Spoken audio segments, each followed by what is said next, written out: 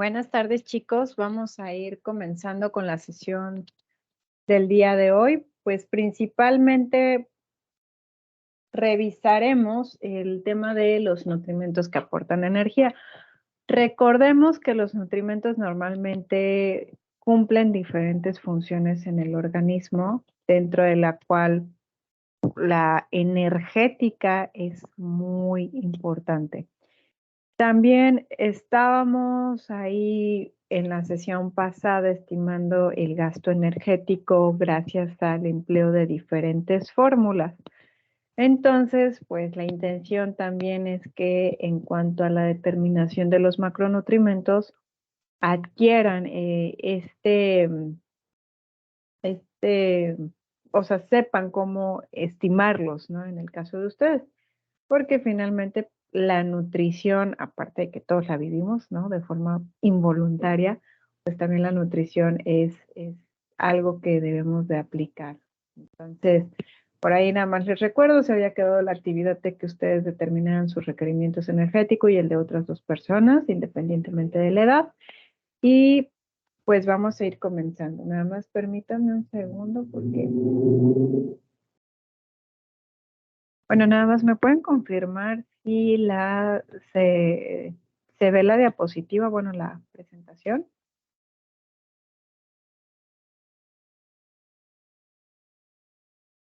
Sí se ve. Ah, ok, perfecto. Ok, no la veo, pero más o menos primera, pues era lo de introducción ahorita. Ahorita permítanme, si les digo datitos más, datitos menos de lo que tenga la diapositiva, no, no se rían, ¿no? Porque en lo que carga la presentación en mi pantallita. Entonces, de manera general, pues recordemos que los nutrimentos reciben este nombre, se llaman de esta forma, porque finalmente son sustancias químicas que contienen y aportan la energía, ¿no? Necesaria para cubrir las demandas del organismo y pues se permite el crecimiento, la reparación de tejidos, entre otros. Ahora, para poder considerar como tal a un nutrimento, deben de cumplir con el transporte al interior de las células y participar en reacciones metabólicas del organismo,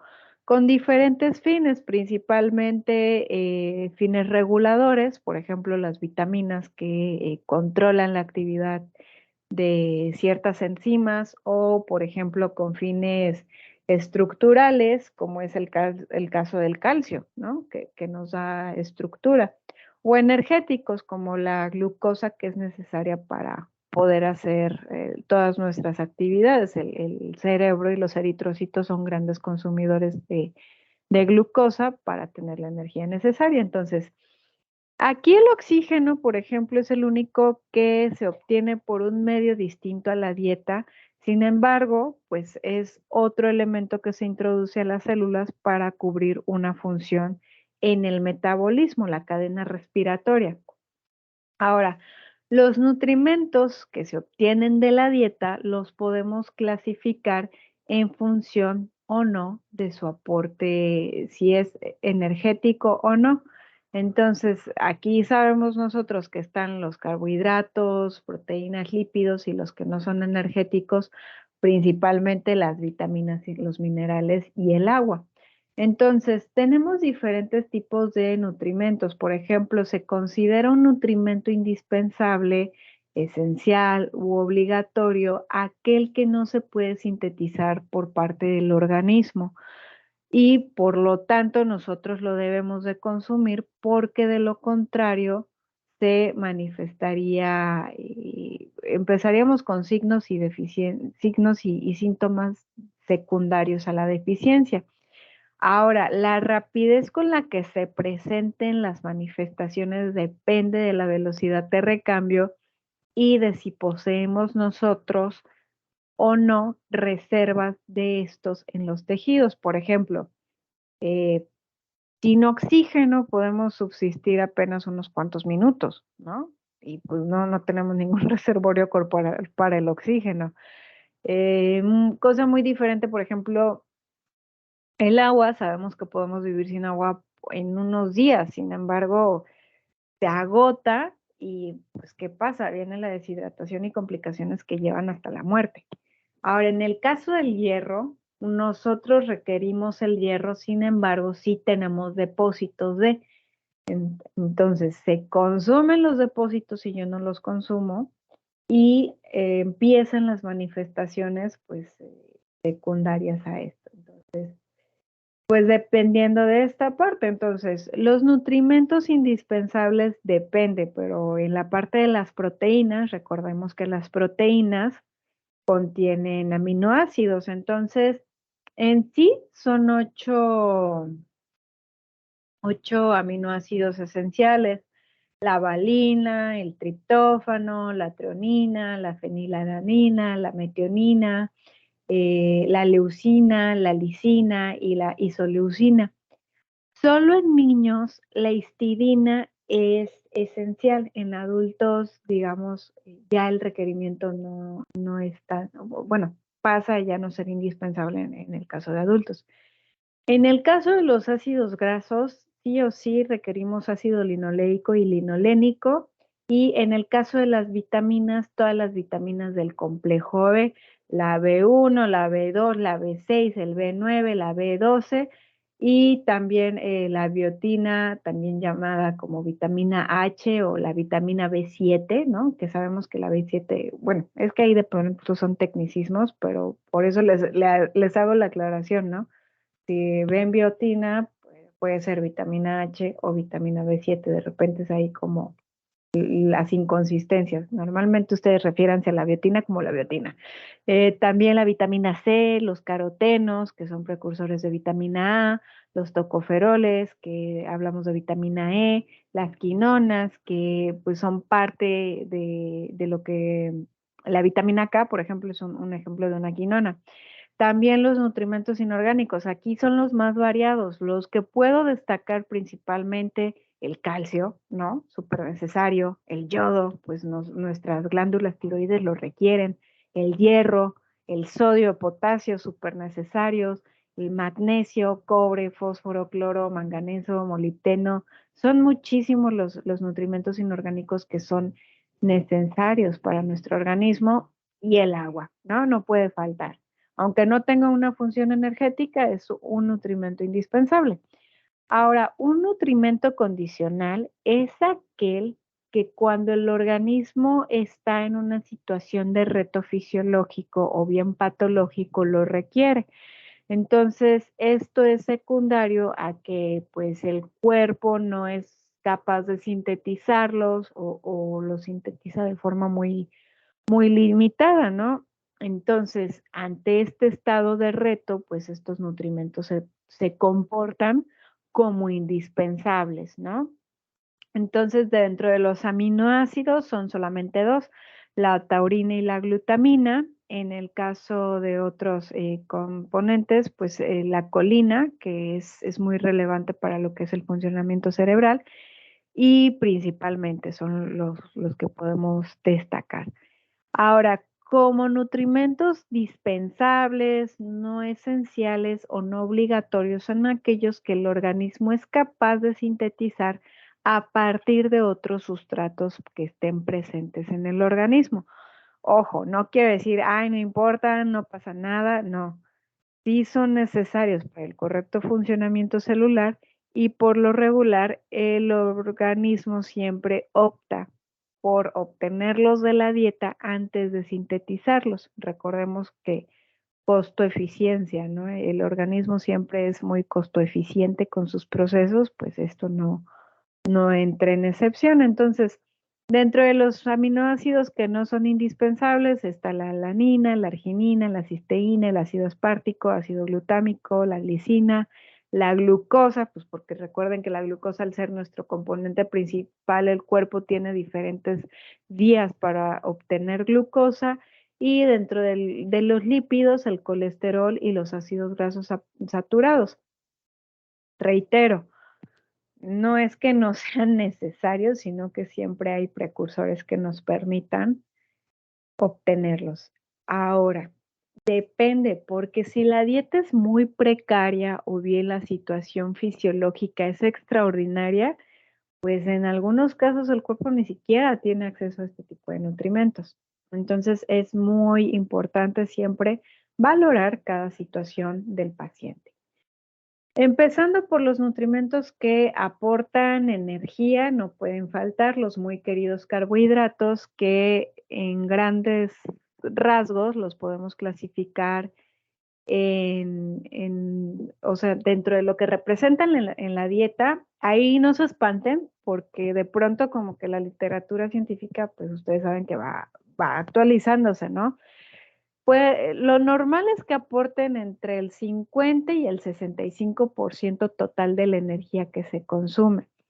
Sin embargo, pues pueden encontrar recomendaciones muy escuetas desde un 40, un 45% hasta muy sobradas, un 70%. Y cada gramo de carbohidrato nos da un total de 4 calorías. 4 punto y cachito, pero siempre dejémoslo en 4, es más fácil que lo recuerden.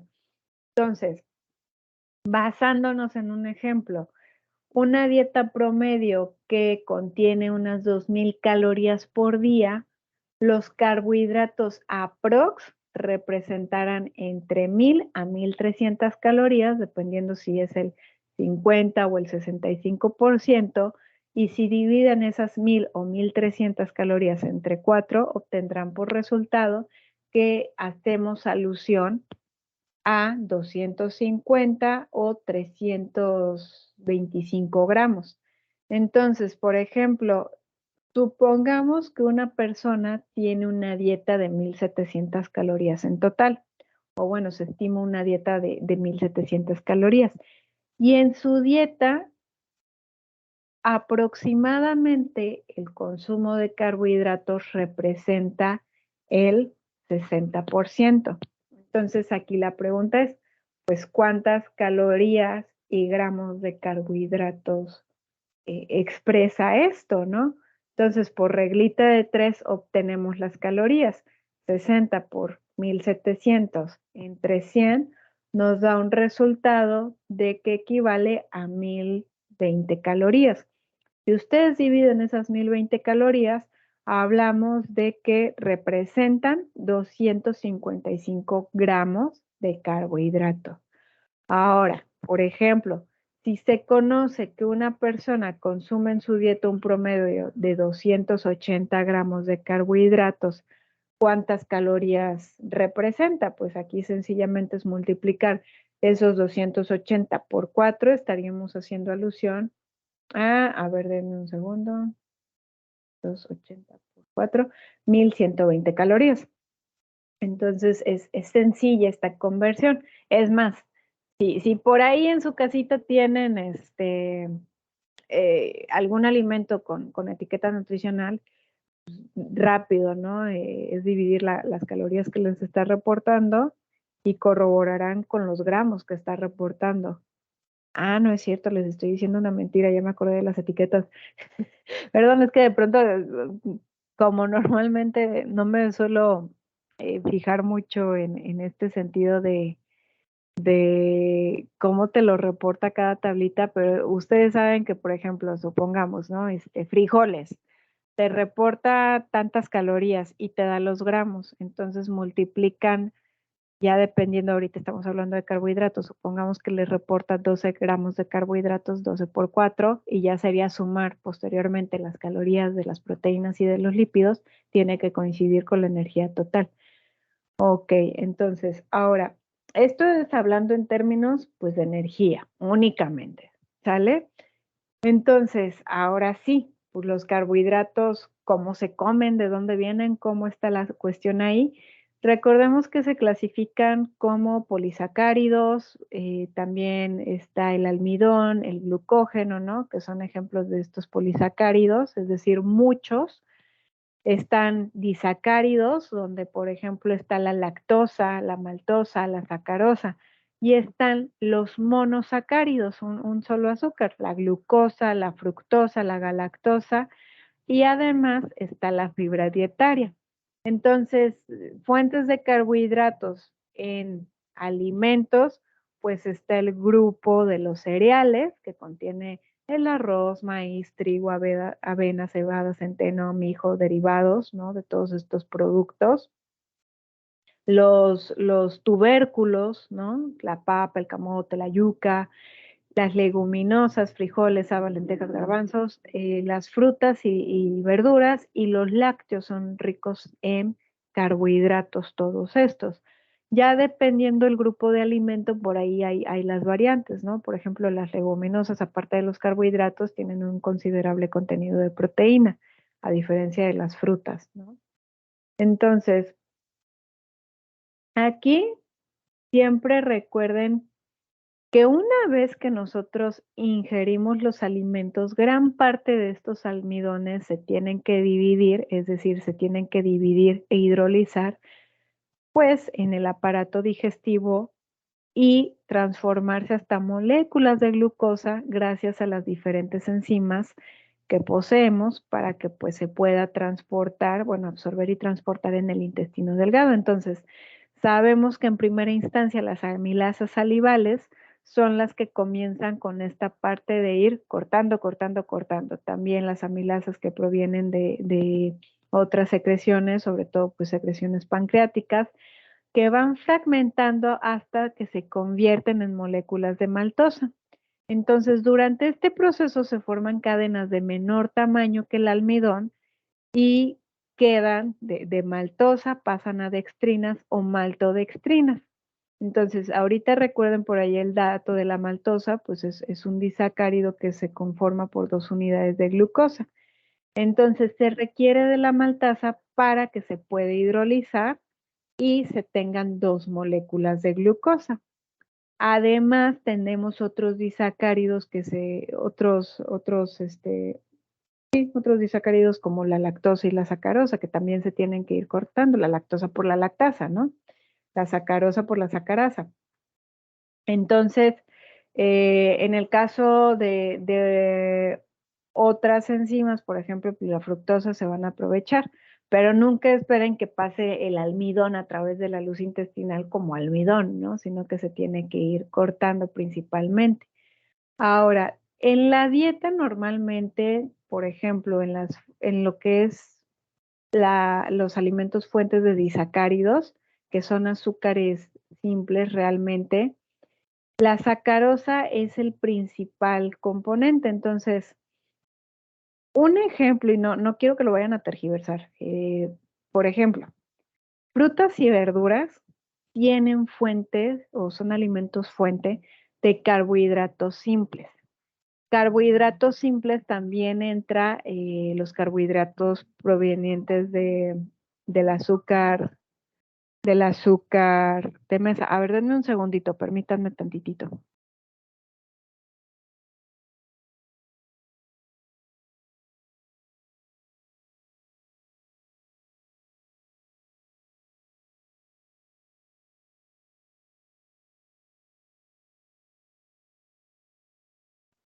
Ay, perdón. A ver, es que me había entrado una llamada y creo que se había entrecortado el audio. Entonces, les estaba comentando que no se vaya a tergiversar, o sea, fruta y verdura tienen carbohidratos simples como el azúcar de mesa, pero no lo vayamos a comparar, ¿no? Porque la fruta, pues no solo es azúcar simple, sino que también contiene fibra, también contiene vitaminas, también contiene agua, contiene polifenoles. El azúcar de mesa, pues en esencia son carbohidratos simples, ¿no? Entonces no vayan a decir, ay, no, la fruta es malísima, ya no la voy a consumir, ¿de acuerdo? Ahora, en la dieta se recomienda que no se consuma más del 10% de energía en esta forma. También, por ejemplo, la leche aporta carbohidratos gracias a la lactosa, sin embargo, sabemos que la lactosa muchas veces sufrimos de problemas de secreción de lactasa. Entonces, el problema aquí es que sí aporta otros nutrimentos, tal es el caso del calcio, de la vitamina D, de la vitamina A, pero bajo ese supuesto de que existe una intolerancia, podemos dar el yogur, que también aporta carbohidratos. Ahora, a partir del azúcar de caña o del azúcar de remolacha se produce gran cantidad de alimentos procesados, ¿no? Entonces, aquí el tema entra justo en que, además de tener una gran cantidad de azúcar, pues poseen otros elementos como las grasas y sobre todo haciendo alusión a que son grasas saturadas. O, por ejemplo, otra desventaja que de otros alimentos que son ricos en carbohidratos, pues están las mieles, miel de abeja, miel de maple, incluso el azúcar mascabado, el piloncillo, son ricos en azúcares simples. Sin embargo, la desventaja que tienen es que elevan las cifras de glucosa de forma muy rápida. Y esto es un efecto hasta cierto punto indeseable, sobre todo cuando hablamos de algunas patologías, como es el caso de la diabetes, ¿no? Muchas veces las dietas para un paciente que vive con diabetes se recomienda que sean principalmente con frutas, verduras, cereales integrales, pues porque la combinación de carbohidratos simples y carbohidratos complejos está como más en balance. Entonces, ahí es nada más como lo importante a considerar. Y ojo aquí, nunca caigamos en todo es blanco, todo es negro, siempre busquemos el matiz. Recordemos que la glucosa es súper necesaria para nuestro organismo y pues obviamente los alimentos que son fuente de carbohidratos aportan esta glucosa tan importante para el organismo. Ay, ya me pasé, perdón. En el caso de la fibra dietaria, pues son todos aquellos carbohidratos que no se digieren ni se absorben en el intestino, entonces normalmente se eliminan. Entre comillas, no aportan energía. Para nosotros realmente no se traduce en que no las vamos a aprovechar. Sin embargo, gracias a los diferentes microorganismos que tenemos en el tubo digestivo, estos lo van a fermentar produciendo ácidos grasos de cadena corta.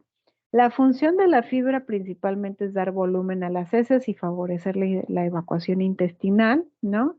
Y también pues ayuda con la digestión. ¿Por qué? Porque el tiempo del vaciado gástrico lo enlentece, genera esta sensación de saciedad. También al estar estimulando la motilidad del intestino, pues nos ayuda con la sensación de que si hay como cólico, ¿no? Y lo disminuye en algunos casos, siempre y cuando no estemos hablando de alguna patología. Ahora, la fibra, pues nada más recordemos que se puede clasificar como fibra soluble o insoluble, o bien fibra viscosa y no viscosa. Entonces, las características a grandes rasgos, pueden observar ustedes que coincide en el sentido de que van a absorber agua, van a dar volumen a las heces, son saciantes y ayudan con esta parte de la ida al baño, ¿no? Principalmente. Ahora, en cuanto a los lípidos, aquí quiero hacer una aclaración. Los lípidos es el término que se utiliza normalmente para hacer alusión pues a lo que en esencia se transforman en el organismo, ¿no? En lípidos. Sin embargo, ya esto dicho en grupos de alimentos, se expresa como grasas y aceites. Estos son fuente de lípidos, porque por ahí de pronto existió la duda en la tarea del etiquetado nutrimental, se me pasó a comentarles, hubo quien preguntó a qué nos referimos por lípidos. Ah, bueno, pues las grasas y aceites son esta parte de los lípidos, ¿no? Un poquito ahí técnica. Pero los lípidos son estas sustancias que no son solubles en agua, son solubles en sustancias no polares como el cloroformo, el alcohol o el éter. Y aquí en lo que es por parte de la dieta incluye los triglicéridos y el colesterol. Los triglicéridos, como podemos observar en la imagen izquierda, se forman por 3 ácidos grasos que están unidos a una molécula de glicerol mediante un enlace de tipo éster. Y los ácidos grasos se componen de cadenas largas de carbono unidas una a una o dos moléculas de hidrógeno y se conectan a un grupo metilo y por el otro está un radical, perdón, carboxilo. Entonces, igual, no es como que esperemos que el ácido graso pasa así completo, ¿no? Los lípidos requieren de las lipasas para poder hidrolizarse, se vayan, el triglicérido se corte, ¿no? En ácidos grasos y ahí finalmente recordemos que como no son solubles en agua, tienden a formar conglomerados. Entonces, resulta difícil que las lipasas los puedan hidrolizar. Entonces, para esta situación, traigamos a la memoria la función que tiene el hígado, pues con la producción y emulsificación de las grasas, gracias a la bilis, que contiene sustancias que emulsionan estos lípidos. Entonces, este problema de los conglomerados se resuelve porque se hacen partículas de un tamaño más pequeñito, ¿no? Hasta que se formen las micelitas. Entonces, pues esto permite que se logren digerir las grasas principalmente. Ahí creo que ya me pasé. No, ay, perdón. Ahora, en cuanto a los lípidos, debido a su estructura química con una alta proporción de átomos de hidrógeno, tienen una cualidad de aportar y almacenar mayor energía respecto a los carbohidratos y respecto a las proteínas. Los lípidos aportan 9 calorías por cada gramo. Entonces, igual en la dieta más o menos de un adulto representan entre un 25 a un 30% del valor energético total. Actualmente, pues bueno, lo recomendable es que por muy poquita grasa se dé un 20%, porque recordemos que también cumplen con una función importante en el organismo. Entonces, en una dieta de unas 2000 calorías, igual como de referencia, pues representan entre 500 y 600 calorías o bien 55.5 a 66.6 gramos. Entonces, por ejemplo, si de una dieta de 1700 calorías con un 25% de aporte energético proveniente de los lípidos, pues de cuántos gramos estamos hablando. Igual por regla de 3, 25 por 1700 entre 100, estaríamos obteniendo que se traduce en 425 calorías. Y si esas 425 calorías yo las divido entre 9, obtengo que se traduce en 47.2 gramos. Ahora, aquí ya transformándolo, ¿no?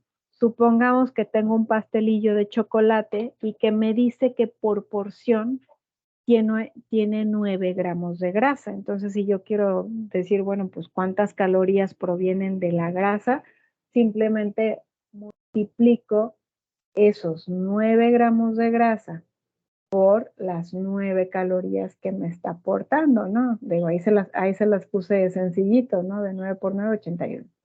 Entonces, los ácidos grasos se clasifican en saturados, monoinsaturados o poliinsaturados, dependiendo de si los carbonos de las cadenas comparten dobles enlaces. Entonces, con base al tipo de ácidos grasos que predominen, la grasa tendrá diferentes propiedades químicas, diferente tiempo de vida útil y diferente sabor. Lo cierto es que la presencia de ácidos grasos saturados provoca que las grasas tengan una consistencia sólida a temperatura ambiente. Por ejemplo, la manteca de cerdo no es durísima, pero pues sí no es líquida totalmente, es sólida, ¿no? Semisólida. El tocino, la manteca vegetal. Y pues de hecho las grasas saturadas principalmente predominan en los alimentos de origen animal. Al no tener dobles ligaduras, la cualidad que poseen es que no se oxidan con facilidad y su vida de anaquel es larga. El problema es que un consumo excesivo de grasas saturadas es que favorece la síntesis de colesterol en el hígado y se relaciona con la formación de placa de ateroma. Entonces, se recomienda que las grasas saturadas aporten menos del 10% de la energía. Ahora, en cuanto a los ácidos grasos poliinsaturados, aquí lo que provoca es que sean líquidos a temperatura ambiente.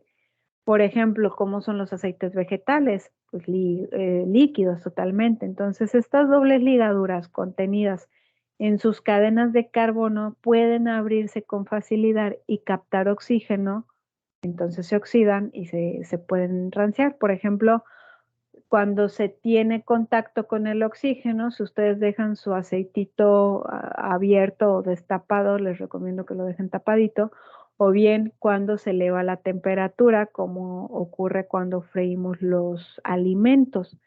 Ojo, aquí es importante que conozcan, dependiendo el tipo de aceite, pues cuál es el punto de ebullición que tiene para que no truenen ese aceite. Y otra recomendación, cuando lleguen al punto de humo del aceite, pues ya no se los recomiendo mucho porque ya se está quemando ese aceite, o sea, ya principalmente los dobles enlaces ya bye, ¿no? Y muchas veces también se pueden llegar a formar sabores indeseables. Ahora, aquí en este grupo está el ácido linoleico y el ácido linolénico, que recordemos que son nutrimentos indispensables. Entonces, sí se recomiendan de forma regular, sin embargo, que no sea tan escueto el consumo y tampoco tan sobrado, o sea, menos del 10% de la energía en forma de ácidos grasos poliinsaturados. En cuanto a los ácidos grasos monoinsaturados, pues están en especial el aceite de oliva, el de aguacate, el de algunas oleaginosas, por ejemplo, el de cacahuate, entre otros. Y son las grasas que menor relación tienen con enfermedades cardiovasculares. Entonces se recomienda que su consumo sea mayor al 10% o según las necesidades energéticas del sujeto en cuestión. Y aquí principalmente es debatible, ¿no? Porque, ay, esa la industria de los alimentos es muy buena, ¿no? En su labor. Por ejemplo, de pronto vemos estas modas de que consume el aceite de coco porque es buenísimo. Pues se dieron cuenta que principalmente contiene ácidos grasos saturados. Luego vino el boom de los aceites vegetales, ¿no? Y las 10,000 marcas que hay. Pues realmente si se llega a este punto de ebullición, pues no hay como tanto beneficio. Y el aceite de oliva, la verdad es que es uno de los aceites excelentes, ¿no? Resiste las temperaturas. Por ahí de pronto recomendaban que lo consumieras crudo, sí, pero también resiste las temperaturas y pues realmente aporta beneficios cardiovasculares. Otra ventaja que contiene polifenoles, pues ya ven que tienen un colorcito como verdosito. Entonces, costo-beneficio lo vale 100% la pena.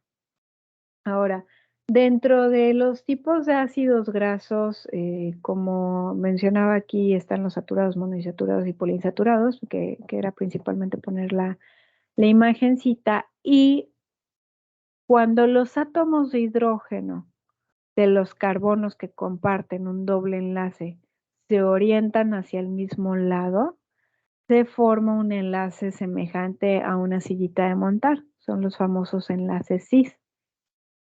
Cuando los hidrógenos se orientan en planos opuestos, se forma el enlace tipo trans. De forma natural, los ácidos grasos insaturados tienen una conformación tipo cis, ¿de acuerdo?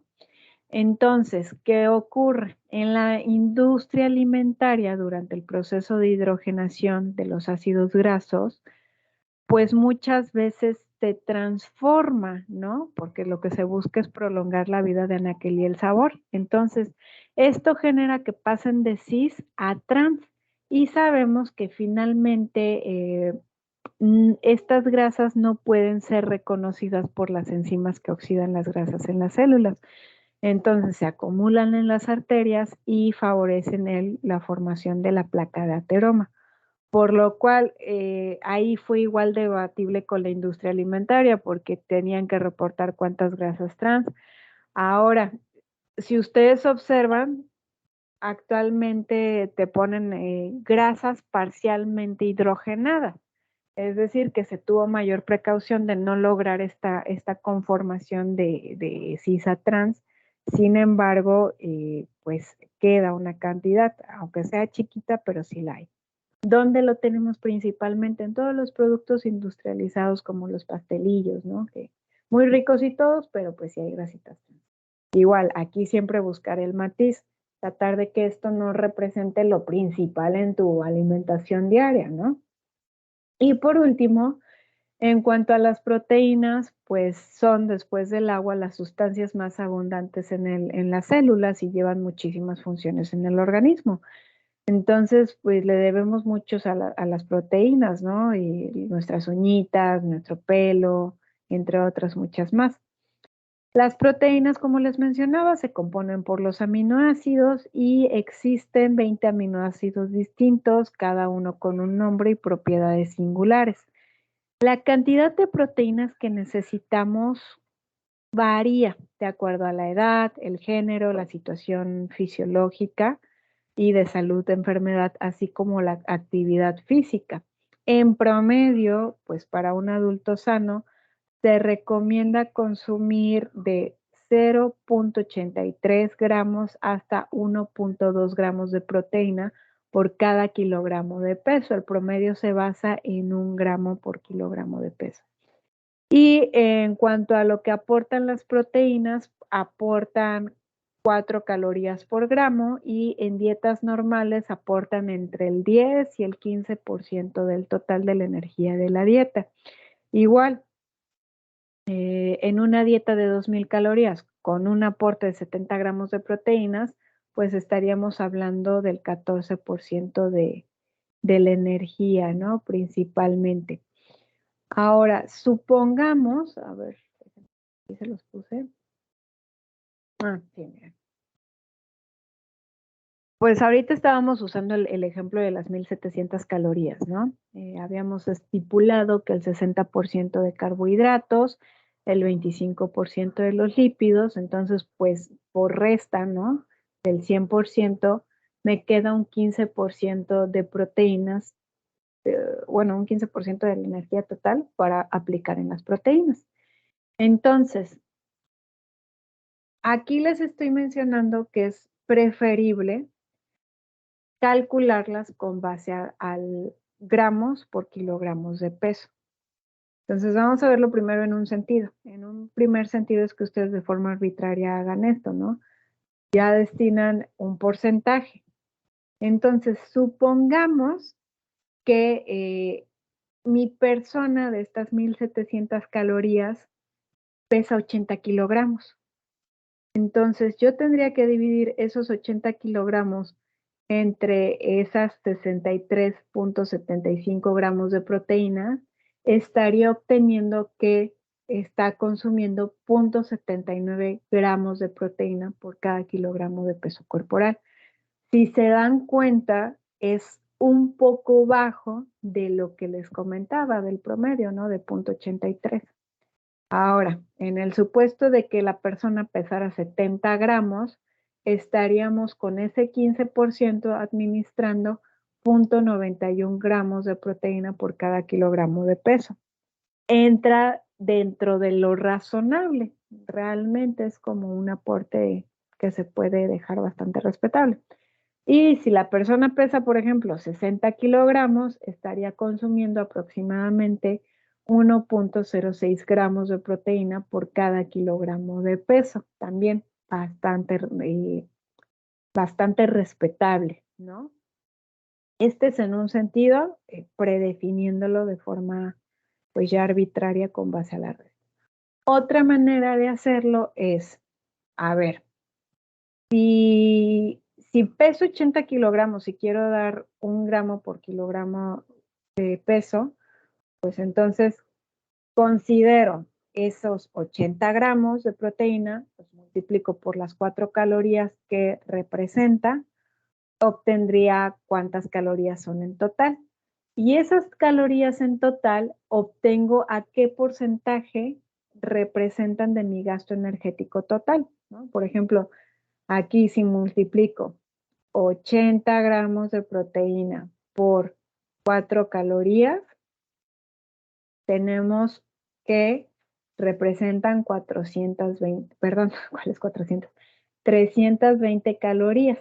Igual, basándonos en ese ejemplo de las 1700 calorías, pues igual por regla de 3, 320 calorías por el 100% entre las 1700 calorías están aportando el 18.82%, perdón.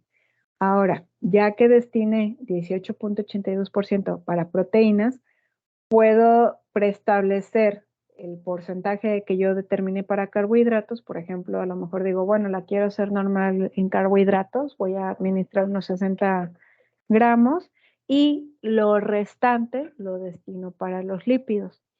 Esto dependerá principalmente pues de la situación fisiológica, chicos, porque por ejemplo, doy prioridad si es una mujer en embarazo, si es un niño o adolescente, o por ejemplo, si tengo un paciente con enfermedad renal sin dializar, pues todo lo contrario, el aporte de proteína tiene que ser todavía más bajito.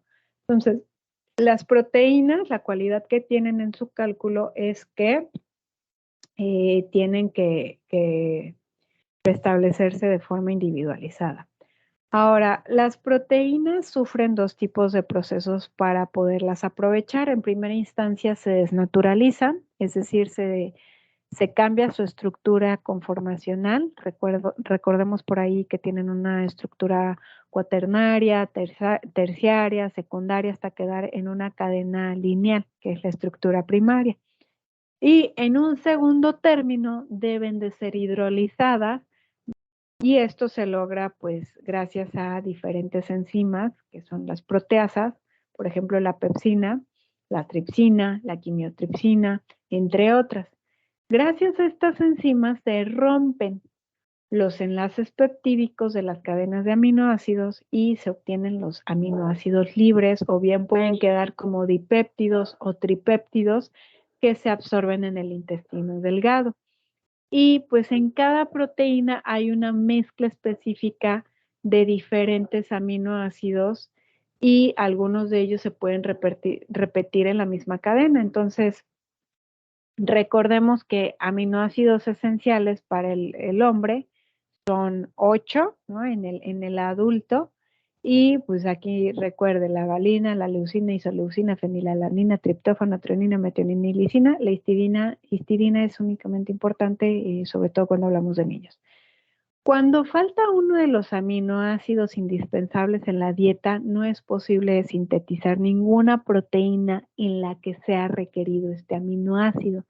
Entonces, esto se traduce en desnutrición y en alteración en funciones metabólicas donde sea necesario ese aminoácido. Ahora, en alimentos, ¿no? En términos de fuentes dietarias, si se quisiera obtener una proteína con una composición adecuada de aminoácidos para el humano, es decir, una proteína de referencia, solamente hay dos, parecida a la de la lechita materna o que se parezca a la proteína del huevo, que es la albúmina.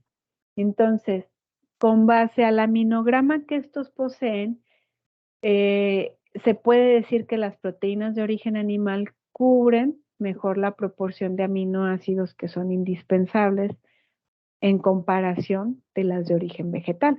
Sin embargo, lo recomendable es que siempre hagamos un consumo variado de fuentes proteínicas, por ejemplo, de las verduras, de los cereales, de las leguminosas, en complemento con la de los alimentos de origen animal. Y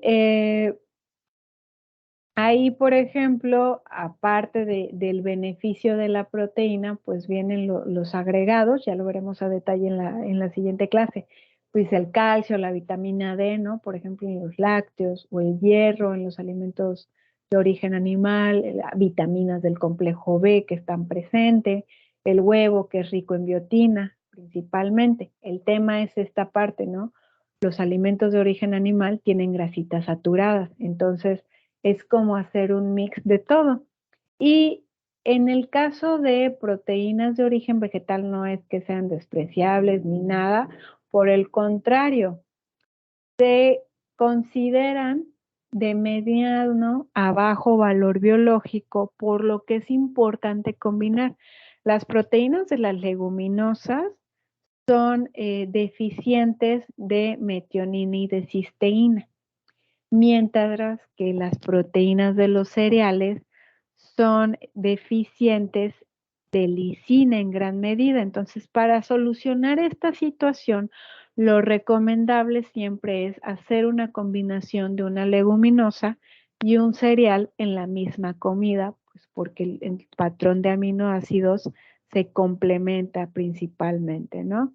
Entonces, aquí la dieta tradicional mexicana, ¿qué hace? Combinar estos dos grupos de alimentos para poder obtener proteína de alto valor biológico.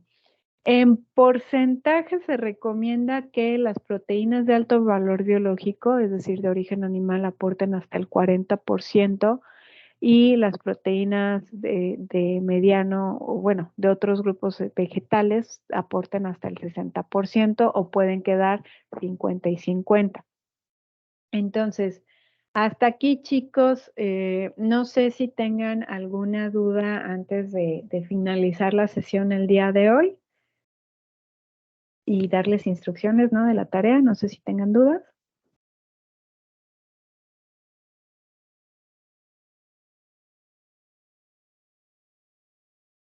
Ok, creo que no. Entonces, miren, la actividad que se llevan ustedes para tarea en casita es la siguiente. El ejercicio pasado fue que ustedes determinaran el gasto energético de ustedes y de dos personas.